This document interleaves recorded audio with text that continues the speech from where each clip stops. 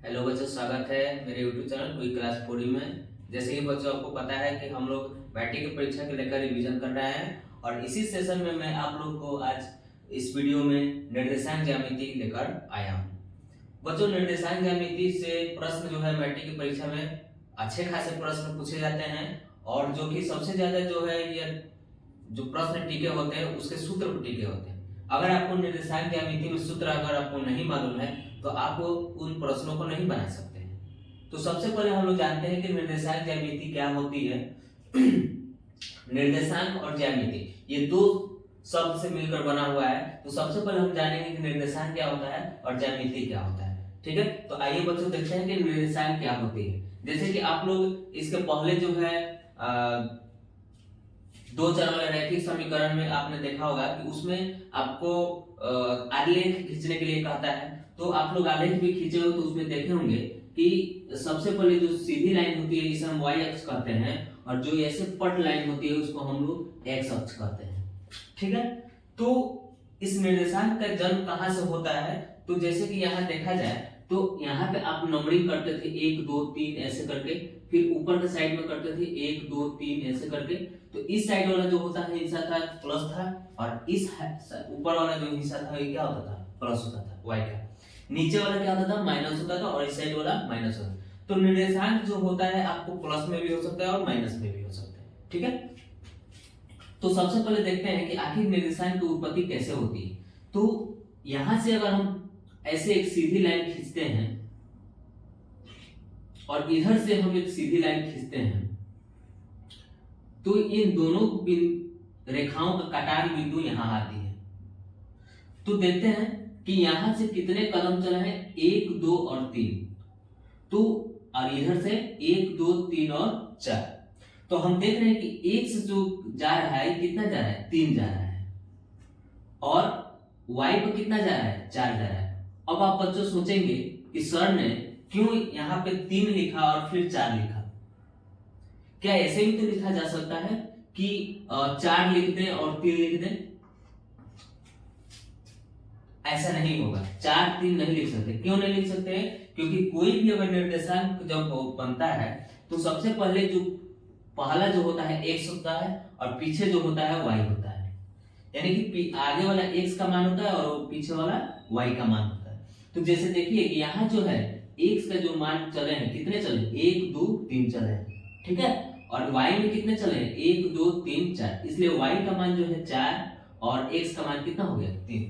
तो इस तरह से जो है निर्देशांक का उत्पत्ति होता है।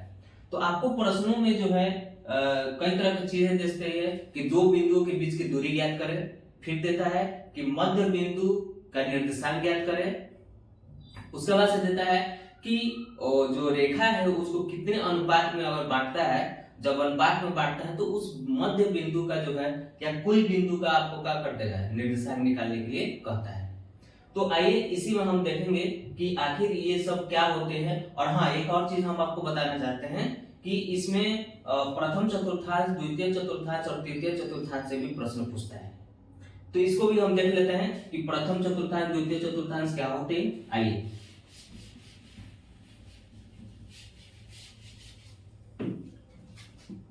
जैसे कि यहाँ देख रहे हैं कि ये वाला x है और ये वाला हिस्सा जो होता है x डैश होता है और ये वाला y है और यहाँ होता है y डैश होता है। तो इस वाले हिस्से को हम लोग प्रथम चतुर्थांश करते हैं, इस वाले हिस्से को हम द्वितीय चतुर्थांश करते हैं और इस वाले हिस्से को हम लोग तृतीय चतुर्थांश करते हैं और इस वाले हिस्से को हम लोग चतुर्थ चतुर्थांश करते हैं। तो प्रश्न भी आपको पूछता है कि कुछ निर्देशांक दे देता है और उसमें पूछता है कि यह किस चतुर्थांश में है। तो सबसे पहले देखते हैं कि किस चतुर्थांश में प्लस होता है, माइनस होता है, क्या होता है, आगे देखते हैं। तो हम देखते हैं कि ये पहला, दूसरा, तीसरा और चौथा चतुर्थांश है। तो इसमें जो मान होते हैं ये प्लस और माइनस, प्लस में होता है, केवल प्लस में ये दोनों मान, यानी कि x का मान भी प्लस में होता है और y का मान भी प्लस में होता है। इसमें अगर देखा जाए तो हम देख रहे हैं कि ये वाला हिस्सा जो है, x वाला हिस्सा जो है माइनस में है, तो इसमें माइनस होता है और y वाला हिस्सा क्या होता है? प्लस होता है। अगर इस हिस्सा में आते हैं तो हम देखते हैं कि इस वाले हिस्से को देखते हैं तो ये हमारा माइनस वाला हिस्सा दिखाई दे रहा है और नीचे अगर तरफ चलते हैं तो y का माइनस वाला भी हिस्सा दिखाई देता है, यानी कि ये तृतीय चतुर्थांश जो है माइनस और माइनस होगा। फिर इधर देखते हैं चतुर्थ में, तो आपको देख रहे हैं कि ये वाला हिस्सा जो है प्लस में है और ये वाला हिस्सा जो है आपका क्या है, माइनस में है। तो इस तरह से इसका निर्देशांक क्या होगा, प्लस और माइनस। देख रहे हैं बच्चों कि जो भी हम यहाँ पे चिन्ह डाल रहे हैं, सबसे पहले x का डाल रहे हैं फिर y का डाल रहे हैं। ऐसे ना करें कि y पहले डाल दें x बाद में, नहीं, सबसे पहले x का मान पहले और y का मान बाद में। चिन्ह भी हम वही कर रहे हैं, पहले x का चिन्ह वही रख रहे हैं माइनस, यहाँ रखे माइनस और यहाँ रखे प्लस, यहाँ प्लस है, यहाँ प्लस है, यहाँ माइनस माइनस और यहाँ प्लस माइनस। तो इससे प्रश्न कैसे पूछता है, जैसे क्वेश्चन दे देगा कि -3 और 4 किस चतुर्थांश में है, तो आप देख कर बताइए कि x जो है आपका क्या है, माइनस में है और y क्या है, प्लस में है। तो आप इन चारों में से देखिए कि कौन हमारा लागू कर रहा है। देखिए यहाँ माइनस है, यहाँ प्लस है, तो बताइए किस चतुर्थांश में है, द्वितीय चतुर्थांश में, मतलब दूसरे में है। और एक और प्रश्न दे देगा कि -3 और -4 किस चतुर्थांश में है। तो देखिए यहाँ भी माइनस है और यहाँ भी माइनस है, यहाँ देखिए किस चतुर्थांश में होगा, ये चौथे चतुर्थांश में होगा। फिर दे देगा कि 3 और -4 किस चतुर्थांश में है। तो आप देख रहे हैं कि 3 जो है प्लस में है और y जो है माइनस में है, तो क्या है, प्लस और माइनस किस में जाता है, चौथे चतुर्थांश में। इस तरह से जो है आपको ये ऑब्जेक्टिव में वस्तुनिष्ठ प्रश्न में ऐसे प्रश्न छोटे मोटे पूछ देते हैं कि ये किस चतुर्थांश में है। और हाँ, एक और चीज, ये जो यहाँ जो कटता है इसको हम लोग मूल बिंदु कहते हैं। और कभी कभी प्रश्न जो है आपके पेपर में पूछता है कि मूल बिंदु का निर्देशांक कितना होता है, तो मूल बिंदु का निर्देशांक होता है 0 0। क्या होता है बच्चों, 0 0 होता है, यानी शून्य होता है, यानी कि मूल बिंदु का निर्देशांक क्या होता है, शून्य होता है। ठीक है बच्चों, तो अब हम इसे नोट करना है तो कर लें। चलिए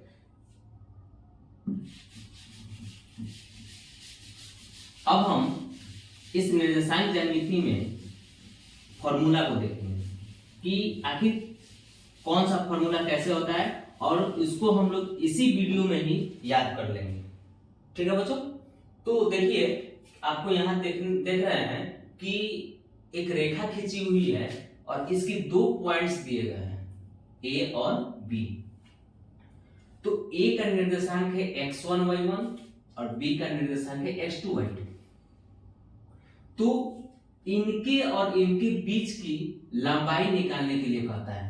प्रश्न में आपको देगा कि इसके बीच की लंबाई ज्ञात करिए, लंबाई दे देगा या उसकी पूछ देगा कि माप क्या होता है, या पूछ देगा कि दूरी ज्ञात करिए, यानी कि 2 बिंदुओं के बीच की दूरी ज्ञात करें। तो दूरी का सूत्र क्या होता है, देखिए बहुत आसान है, इसको याद करना बहुत आसान है। देखिए रूट में इसको दीजिएगा x2 माइनस x1, यानी कि पीछे से आगे वाला को घटा देंगे। x2 माइनस x1 का होल स्क्वायर, यहाँ होल स्क्वायर इसको बोलते हैं 2, बीच में प्लस होता है, उसका बाद होता है y2 माइनस y1 का होल स्क्वायर। क्या हुआ, root under x2 minus x1 का whole square plus y2 minus y1 का होल स्क्वायर। अभी हम इस फॉर्मूला को देखेंगे, इस पर आधारित हम प्रश्न अगर इसके बाद करेंगे।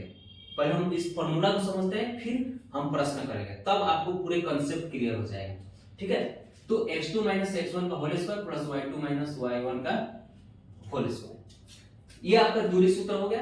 अब हम चलते हैं दूसरे, क्या सूत्र होता है, जैसे आपको दे देगा कि 2 बिंदु दे देगा, 2 बिंदु का निर्देशांक दे देगा और पूछेगा कि मध्य बिंदु का निर्देशांक ज्ञात करिए।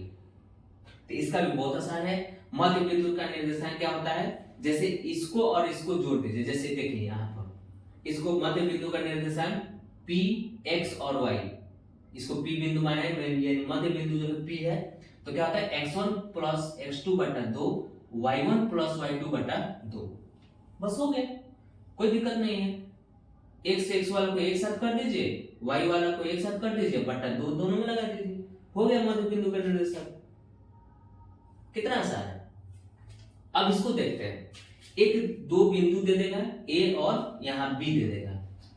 ए का निर्देशांक है x1 y1 और बी का निर्देशांक है x2 और y2। बस इसमें अंतर ये हुआ है, इन दोनों में अंतर ये है कि इसको कुछ अनुपात में बांटा है, मतलब ये वाला हिस्सा कुछ अलग है और ये वाला हिस्सा कुछ अलग है।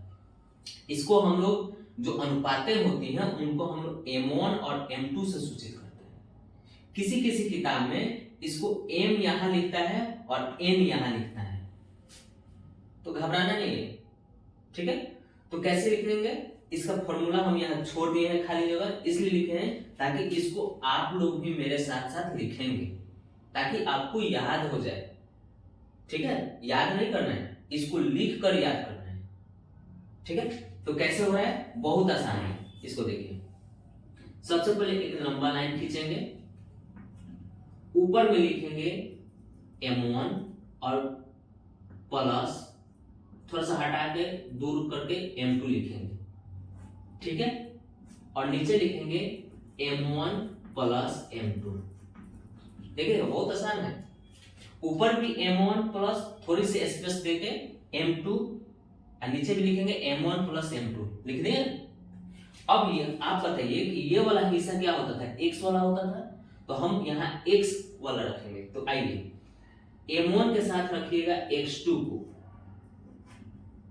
और m2 के साथ रखिएगा x1 को, तो क्या हो गया x2 into m1 plus x1 into m2, इसके बीच में गुना छुपा हुआ है, बटा m1 प्लस m2, ये आपका x हो गया। अब मेरा क्या बच रहा है y, ठीक उसी प्रकार लिखेंगे m1 प्लस m2, नीचे लिखेंगे उसी तरह से ऊपर में m1 प्लस m2। और देखिए m1 के साथ क्या रख रहे थे, x2 रखे थे, तो यहां रखेंगे y2 और यहां क्या रखेंगे हम y1। हो गया, मेरा सूत्र तैयार हो गया। और इस सूत्र को जो है विभाजन अंतर सूत्र भी कहा जाता है या अंतर विभाजन सूत्र भी कहा जाता है। आपके निर्देशांक ज्यामिति में इसको जो है अंतर विभाजन सूत्र कहा जाता है। तो कैसे हुआ देखें, सबसे पहले m1 प्लस m2 लिख देंगे, x2 और जहां m1 है तहां x2 और जहां m2 है वहां x1। उसी तरह से इसमें आते हैं m1 प्लस m2 नीचे लिखेंगे, ऊपर में भी वही लिखेंगे और y2 m1 के साथ और y1 m2 के साथ। बस हो गया हमारा, ये फॉर्मूला हो गया, ये विभाजन सूत्र फॉर्मूला है, ठीक है। अब कुछ बच्चे कह रहे हैं सर ये बड़ा कंफ्यूज हो रहा है, तो आप m और n वाला याद किए होंगे ना, तो उसको कोई दिक्कत नहीं, उसको भी लिखने के लिए देखिए कितना आसान है। यहां लिख दीजिए m और यहां लिख दीजिए n, ऊपर में लिख दीजिए m और यहां लिख दीजिए n, इसके साथ लिखिएगा x2 को m को और इसके साथ लिखिएगा x1 को। उसी तरह से यहां भी लिखिए y वाले के साथ m1 प्लस n, इसके साथ लिखिए y2m प्लस y1 n। हो गया, कोई दिक्कत नहीं है। अनुपात को हम m1 और m2 भी कह सकते हैं, अनुपात को m और n में भी कह सकते हैं, इसे घबराना नहीं है, फॉर्मूला बहुत आसानी से आपको याद हो जाएगा, ठीक है। अब जो है अगला पड़ाव हम देखते हैं सूत्र नंबर 4 में।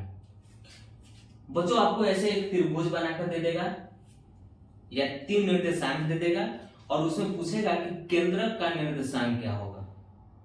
तो केंद्रक का निर्देशांक जैसे देखिए त्रिभुज में हम जानते हैं कि 3 शीर्ष होते हैं और तीनों शीर्ष का अलग अलग नाम है A B C। तो A को हम लोग x1 y1, B में जो निर्देशांक है उसको हम x2 y2 और C का निर्देशांक है x3 y3, ठीक है। तो हम इसको केंद्रक बोलते हैं, मतलब कि इधर से भी ये शीर्ष से जो रेखा आई है और इधर से भी आया, इधर से जो तीनों कटा है इसको हम लोग केंद्रक कहते हैं। और एक केंद्रक का निर्देशांक क्या होता है x1 plus x2 plus x3 बटा 3, y1 plus y2 plus y3 बटा 3। बहुत आसान है, इसमें 3 बिंदु है, तीनों x वाला को एक साथ जोड़ के 3 से भाग लगा दीजिए, यहाँ तीनों y वाला को जोड़ के 3 से भाग लगा दीजिए, बस हो गया। निर्देशांक ज्यामिति हमारा हो गया। ठीक है, तो ये होता है फॉर्मूला। अगला पांचवा फॉर्मूला हम जो देखेंगे, जो कि आपको बहुत ही इंपॉर्टेंट फॉर्मूला है। जैसे कैसे देगा पांचवा फॉर्मूला, इसको हम नहीं लिख रहे हैं, इसलिए नहीं लिख रहे हैं कि ताकि इसको आप लोग खुद लिखिएगा और हम बताते जाएंगे, आप लिखते जाइएगा और देखिएगा, बहुत आसानी से याद हो जाएगा। कैसे होता है, एक त्रिभुज ऐसे दे देगा, यानी कि त्रिभुज का निर्देशांक दे देगा।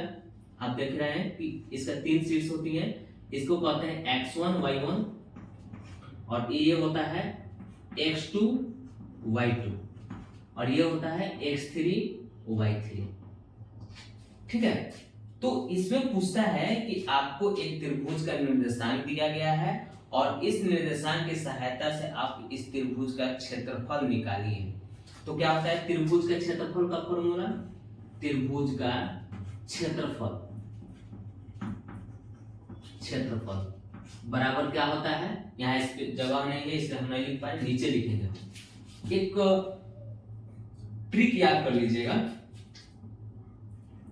23 31 12, इसको याद करिए। 23 31 12, 23 31 12 याद हो गया। ठीक है, अब ये 23 31 12 क्या होता है, इसको हम यहाँ अप्लाई करेंगे तब पता चलेगा कि ये हमने क्यों लिखा है। चलिए अब हम लिखते हैं यहाँ पे त्रिभुज का क्षेत्रफल, त्रिभुज का क्षेत्रफल, त्रिभुज का क्षेत्रफल का फॉर्मूला क्या होता है, इसको लिखते हैं 1/2 और एक बड़ा ब्रैकेट लगाएंगे, यहां लिखेंगे x1 कोष्ठ बंद करेंगे, फिर प्लस डालेंगे x2, फिर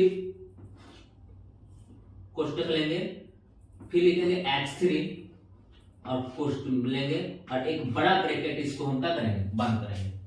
अब यहां हमें लिखना है 23 31 12।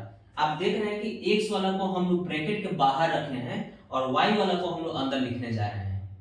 तो कैसे लिखेंगे 23, यानी कि यहां लिखेंगे y2 माइनस y3 23, फिर यहां 12 ये y1 माइनस y2, फिर 23 31 12, सॉरी यहाँ पे 31 होगा, 3 1,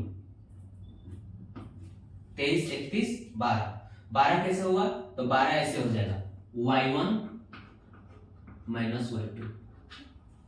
तो इस तरह से हमने त्रिभुज का फॉर्मूला लिख डाला।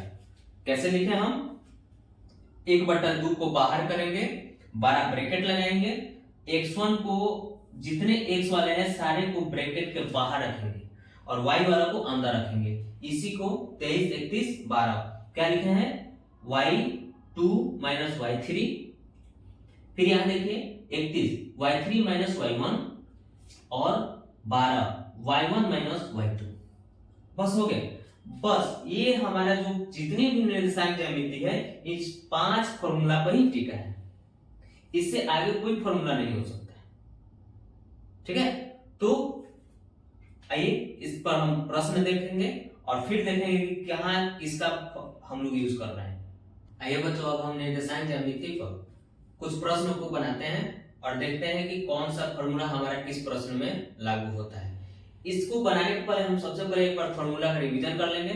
जैसे देखिए कि दूरी बराबर क्या होता है, √x2 माइनस x1 का whole square plus y2 minus y1 का होल स्क्वायर।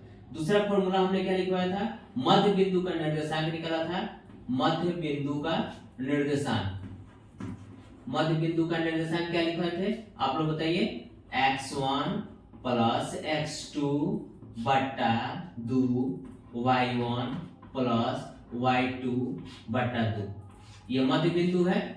तीसरा हमने फॉर्मूला क्या लिखवाया था कि विभाजन, ये क्या बोलते हैं अंतः विभाजन सूत्र। तो अंतः विभाजन सूत्र के कैसे हमने लिखा था, आइए कैसे लिखा था, हमने लिखा था m1 ऊपर लिखा था, फिर m2 पीछे लिखा था, इसके बीच में हम प्लस डाले थे, नीचे डाले थे m1 प्लस m2 और m1 के साथ क्या लिए थे x2 को लिए थे और m2 के साथ क्या लिए थे x1 को लिए थे, फिर y में हमने क्या किया था कि m1 प्लस m2 नीचे भी लिखेंगे, y2 को m1 के साथ लिए थे, y1 को m2 के साथ लिए थे। ठीक है। चौथा फॉर्मूला मेरा क्या था, केंद्रक का। तो केंद्रक का कैसे होता है, केंद्रक किसका होता है, त्रिभुज होता है और उसके बीच का जो बिंदु होता है उसको हम लोग केंद्रक कहते हैं। तो केंद्रक का फॉर्मूला क्या होता है, पहले x वाला को एक साथ करिए, x1 plus x2 plus x3 बटा 3 y1 plus y2 plus y3 बटा 3। बस हो गया मेरा केंद्रक का फॉर्मूला। अगला हमने क्या फॉर्मूला लिखवाया था, त्रिभुज का फॉर्मूला। तो त्रिभुज का हमने कैसे बताया था, 23 31 12। कैसे लिखा था हम, 1/2 कोष्ठ में x1 y2 यानी 23 31 12 y2 minus y3 x2 y3 minus y1 फिर x3 y1 माइनस y2। यही मेरा क्या हो गया, फॉर्मूला हो गया। बस 5 फॉर्मूला। एक फॉर्मूला और आएगा, उसको हम इस वीडियो में देखेंगे, इस प्रश्न में भी देख सकते हैं। तो आइए सबसे पहले इस प्रश्न को देखते हैं। ये हमने फॉर्मूला इसलिए लिखा दिया ताकि आपको हम रूबरू करा सकें कि कौन सा फॉर्मूला किस में हम यूज करने जा रहे हैं। ठीक है। तो यहाँ लिखा है कि बिंदु A 3 4 और B 5 6 के बीच की दूरी ज्ञात करें। देख रहे हैं क्या निकालने के लिए कह रहा है, दूरी। तो हम आपको बताए थे कि दूरी कैसे निकालेंगे, हल करेंगे। यहां लिखेंगे x1, आप थोड़ा सा अगर सीखना चाह रहे हैं तो थोड़ा सा लिखिए, x1 का मान 3, y1 का मान 4, x2 का मान 5 और y2 का मान 6। दूरी सूत्र हम क्या लिखे थे, दूरी बराबर फॉर्मूला लिखे थे रूट अंडर, बताइए, x2 माइनस x1 का whole square plus y2 minus y1 का होल स्क्वायर। अब आप इसको रखिएगा और हमारे साथ साथ बनाइए। x2 का मान कितना है, देखिए इसमें x2 का मान कितना है, 5 है। तो 5 में से x1 का मान कितना है, 3। 5 में से 3 हम क्या कर दिए, घटा दिए, स्क्वायर हो गया।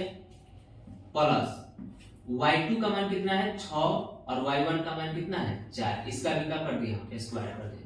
कैसे हुआ, रूट अंडर 5 में से 3 घटाइए, 2, 2 का स्क्वायर प्लस 6 में से 4 को घटाइए, 2, 2 का स्क्वायर।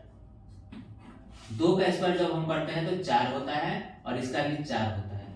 ये कितना आ गया, 8। अगर प्रश्न आंसर में आपका 8 है तो 8 रखिए, नहीं तो 8 का वर्गमूल निकाल लीजिए, 2 रूट 2। ऐसा नहीं है कि कोई सारे के सारे आंसर आपके रूट में ही आएंगे। अगर मान लीजिए कि यहाँ रूट में 16 आ गया तो इसका वर्गमूल 4 होता है, तो कोई दिक्कत नहीं। यहाँ पर 8 का वर्गमूल कितना हुआ, 2 रूट 2। इस तरह से हम दूरी फॉर्मूला निकाल देंगे। और यहाँ देख रहे हैं दूरी का फॉर्मूला भी हम लिख चुके हैं। अगला प्रश्न जो है ये बहुत इंपॉर्टेंट है, ये आपको वस्तुनिष्ठ प्रश्न में जरूर ही रहता है। जैसे देखिए यहाँ क्या लिखा है, मूल बिंदु और -3,4 के बीच की दूरी ज्ञात करें। कुछ बच्चे जो है इसकी फॉर्मूला याद कर लेते हैं, हालांकि ऑप्शन में भी रहता है। तो अगर मूल बिंदु से और किसी बिंदु के बीच की दूरी निकालने के लिए कहता है तो उसका दूरी का सूत्र होता है, इसको भी नोट कर लेंगे, इसको 6 नंबर डाल देंगे। दूरी का फॉर्मूला होता है root under x square plus y square. बस हो गया। अब ये कैसे हो रहा है, हम इस यहां पर लिख के हम बताएंगे। दूरी बराबर x square plus y square, यहाँ इसको x माने और इसको y माने और इसका स्क्वायर करके निकाल लीजिए। ठीक है। तो यहाँ पर देखते हैं कैसे होता है। अगर ऐसे देता है तो लिखेंगे यहाँ पे मूल बिंदु। सबसे पहले समझते हैं कि मूल बिंदु, हम मूल बिंदु, तो मूल बिंदु का जो निर्देशांक होता है, मूल बिंदु का निर्देशांक क्या होता है बच्चों, हमने वहां बताया था 0 और क्या होता है 0। तो स्पष्ट बात यह निकल कर आ रहा है कि यह 0 और 0 और -3 और 4 के बीच की दूरी निकालने के लिए कह रहा है। तो दूरी बराबर क्या होता है formula, root under x2 minus x1 का whole square plus y2 minus y1 का होल स्क्वायर। चलिए यहां रखिए, x2 ये है, x1 y1 ये है, x2 y2 ये है। तो x2 का मान कितना है -3 माइनस x1 का मान कितना है 0 स्क्वायर प्लस y2 का मान कितना है 4 और y1 का मान कितना है 0। इसका स्क्वायर कर दीजिए। अब देखिए, अब आप जानते हैं बच्चों कि किसी भी अंक में से अगर 0 घटाते हैं तो कोई अंतर नहीं पड़ता है। तो यहां हो जाएगा -3 का स्क्वायर प्लस 4 का स्क्वायर। क्या निकल कर आया, -3 का स्क्वायर करिएगा तो कितना आएगा रूट अंडर 3 का स्क्वायर करिएगा तो 9 और 4 का स्क्वायर करिएगा तो 16। इसका जब हम कैलकुलेट करेंगे, जोड़ेंगे, 16 और 9 कितना हो जाएगा 25 और 25 का वर्गमूल कितना निकल कर आता है 5। ठीक है, तो इसको ऐसे नोट करिए। हालांकि ये इतना लंबा नहीं जाएगा, इसको मैंने समझाने के लिए इसको लिखा है। इसको हम शॉर्टकट तरीके से हम इसका दूरी का सूत्र निकालेंगे। इसको पहले देख लीजिए और नोट कर लीजिए, या स्क्रीनशॉट लेना है तो स्क्रीनशॉट ले लीजिए। ठीक है, हो गया। तो आइए इसको हम शॉर्ट तरीके से बनाते हैं।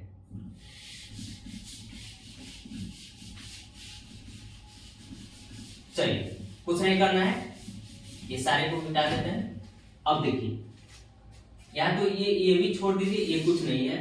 मूल बिंदु अगर कहता है तो मूल बिंदु बस याद रखिए कि इसका मूल बिंदु का निर्देशांक 0 0 होता है।